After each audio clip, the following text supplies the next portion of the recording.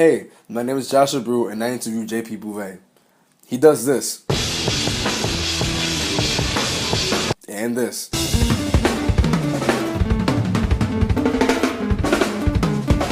He also does that. Metric modulation. Does that mean anything to anyone? He does this. Oh, he won this. He also won that. U.S. three drums champion, JP Bouvais. Kind of does it all. JP is a superhero. Camera. But yeah, think about, okay, you're leaving home. People are scared to leave home to go to college or do whatever they want to do and follow their life.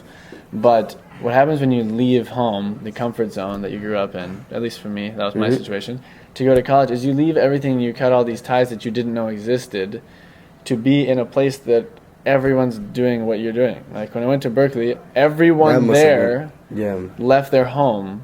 Most of them left their country to come to Boston to commit their life to music in a way. So like, of course you found like a deeper connection with these people because you're all like, yeah, oh, you did that? Oh, cool. Yeah, okay, we're here. Cool. We could totally relate. And it's the same thing when I moved to New York. Is like because in Boston as well, you like develop really serious things. You develop things that just happen because you're there. Yep. And when you move, all of a sudden, because there was a while I was trying to like kind of cut out before I left like some things that I didn't need to be doing. I was like, I wasn't accepting like gigs that had no purpose. You know what I mean? For a while, it's just like I'll do anything, I'll do everything. I want to meet people and do that. And like that's like the whole point of being at Berkeley. It's like you do everything, so you find out what you want to do and what you don't want to do. And there was a certain point where I knew I was leaving, and I was like, okay, I'm not gonna keep doing like these things that aren't going anywhere. And then when I left for New York, that was natural. Like I couldn't help it. That happened. Like only the very important things survived. And the little things, people, so if someone's going to call me like, can you do a session at school for my project? I'd be like, no, I'm in New York.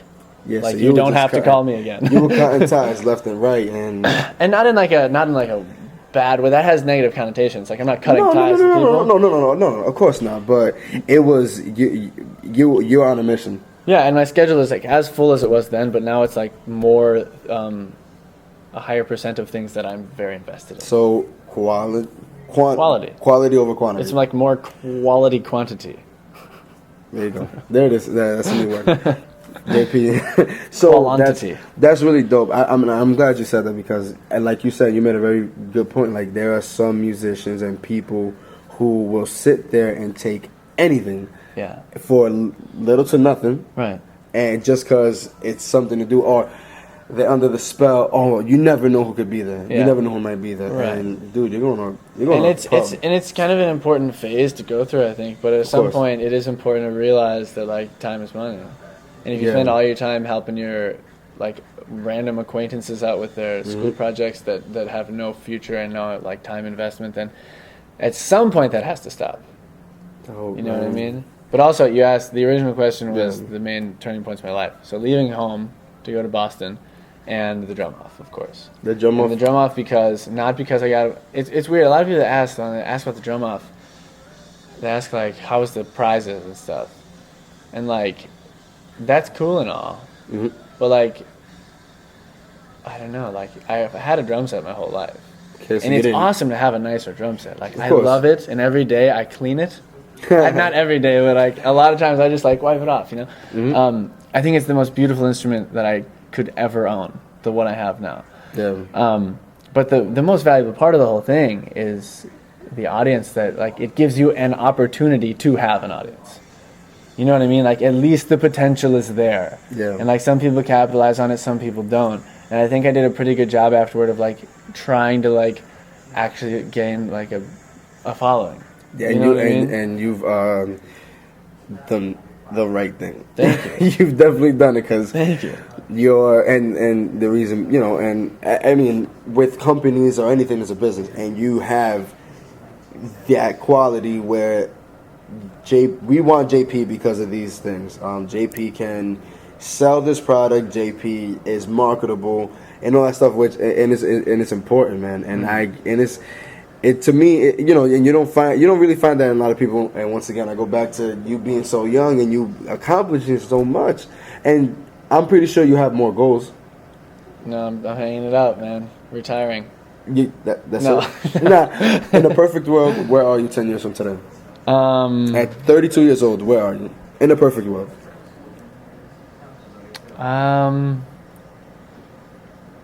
You know the band Muse?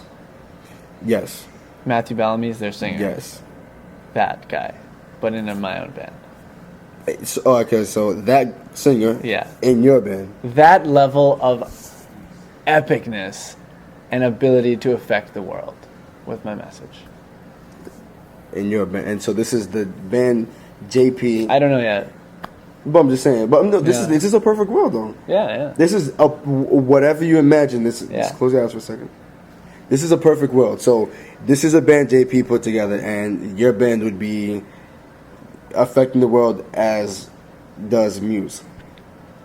Right. I just mean Muse on that level. I mean, I don't Muse's message. They don't really have that strong of a message, but like, I don't know. I mean, in my opinion, the best part of what I do, and like the biggest realization since the drum off, is like that I get to connect with these people, and that sometimes it really matters to those people. Okay. And it makes like a difference, and that can be a difference. Like those small changes. Like I remember people in my life that made a small difference. Yeah. And that probably turned into a huge difference. Yeah, you know what I mean? Yeah. And to know and that you don't realize it now, but and to know that like you don't need to reach like 1,000 people to make a difference like that. You know, I really believe that everything you do and everything you say, this interview, like playing this festival, everything we talk about, it affects. Like think about it, it changes the whole universe forever. Like everything. Yeah. So like I just want like.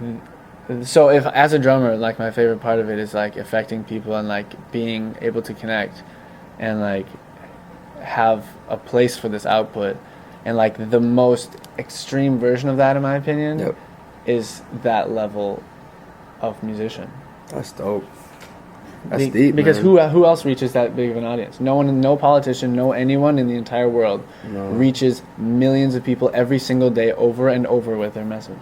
And you know, people underestimate the power of music, how it can switch up your mood. Dude, like that. What I listen to on the way to the practice room, when I wake up, anytime, dude, it affects my whole day. Like, you can be super angry and you're ready to tear down this building. For me, you put on some slow jam or some R&B or something soft or anything. It could be Josh Groban, I don't know, whatever you're into. And it'll really get you like, okay, let me chill, let me think about this. Yeah.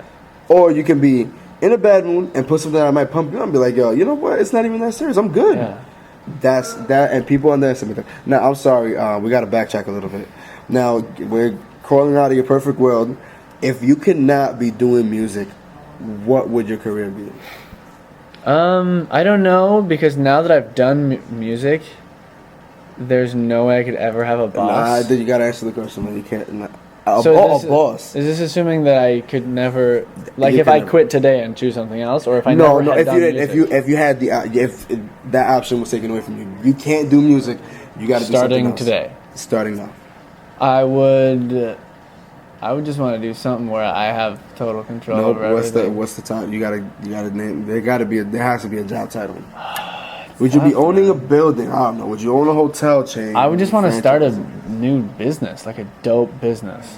Like okay, what's a dope business? What's dope in your head?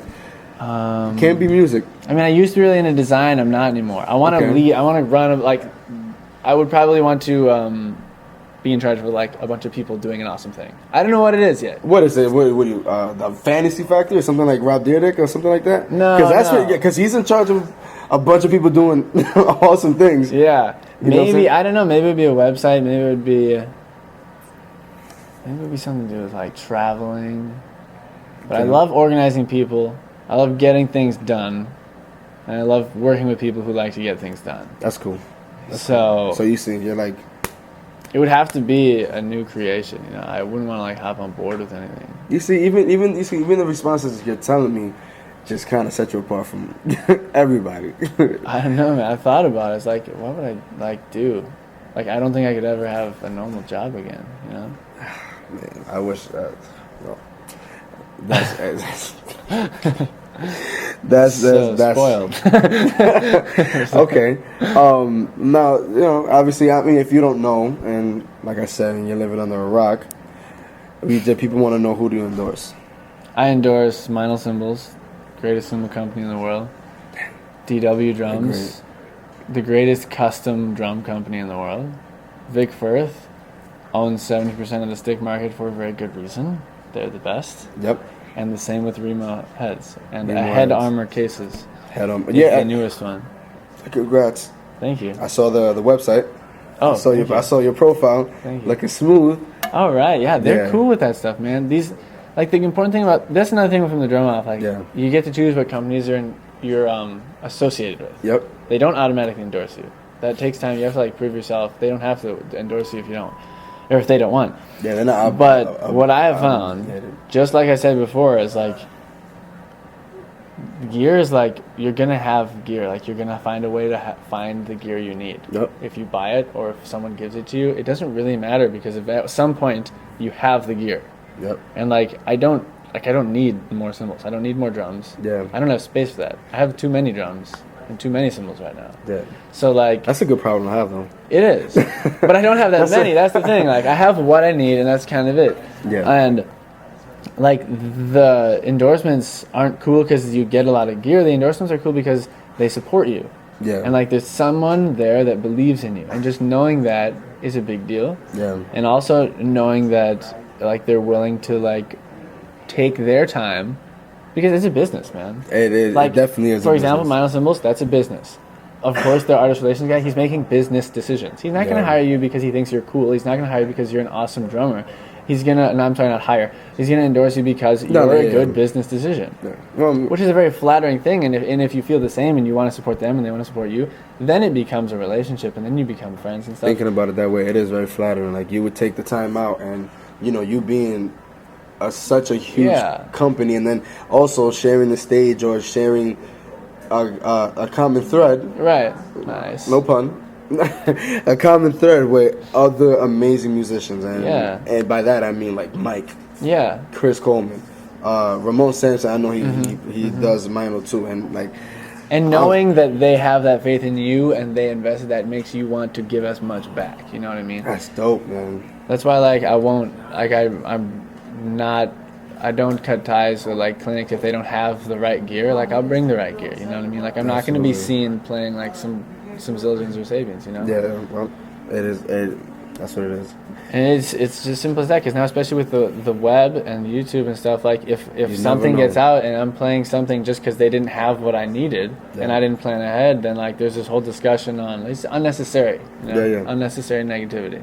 Well, there you have it. You heard it from the man himself, JP Bouvais. Listen, man, I thank you for taking out the time. I know it's late. I know you're tired, and you have a whole nother half a day to do for the Trump Festival. I appreciate it, man. And, of course, JP. You know what I mean, he's a superhero. He's also classified under the superheroes. There's regular drummers, and then there's superheroes. JP got the hairstyle, the way he plays.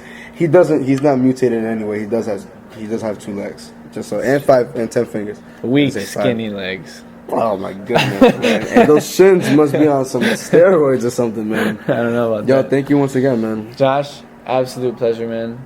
For real, bro. You're the man. No, you are. Oh, wait.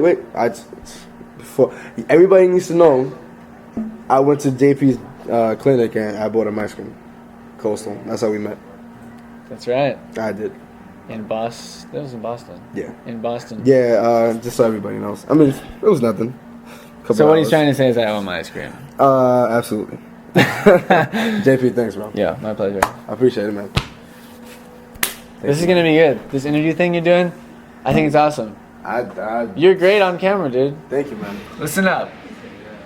You are now watching an exclusive on BAM.ENT TV with Josh Abreu. Just pay attention.